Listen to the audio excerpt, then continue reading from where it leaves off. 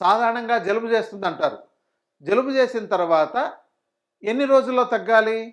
3-5 రోజుల్లోపు మీ ఇంట్లో తయారు చేసుకునే గృహౌషధాలతోని తగ్గించుకోవాలి. లేని పక్షంలో అది అలర్జీగా మారడం, అలర్జిక్ రైనైటిస్‌గా మారడం, సైనసైటిస్‌గా మారడం, తర్వాత అస్తమాగా మారడం, బ్రాంకైటిస్‌గా మారడం, ఇలాంటివి ఎన్నో రోగాలకు దారితీస్తుంది. ముఖ్యే కదా మన జీవితకాలం అది జలుబు తగ్గదు, ముక్కున్నంత కాలం వరకు జలుబు పోదు అనే సామెతలను మనం అన్వయించుకొని, జలుబుని గనక మనం నిర్లక్ష్యం చేస్తే తర్వాత ముక్కు, శ్వాస సంబంధ రోగాలకు సంబంధించిన క్రానిక్ డిసీజెస్‌లోకి వెళ్ళే అవకాశాలుంటాయి. కాబట్టి ఈ జలుబుని నిర్లక్ష్యం చేయొద్దు. ఈ గృహౌషధాలు ఎలాంటివి ఉపయోగించుకోవాలి అనేది మరొక ఎపిసోడ్‌లో చెప్పింటాను. అలాంటి వాటిని మీరు తప్పనిసరిగా రోజు వాడి జలుబుని తగ్గించేసుకోండి.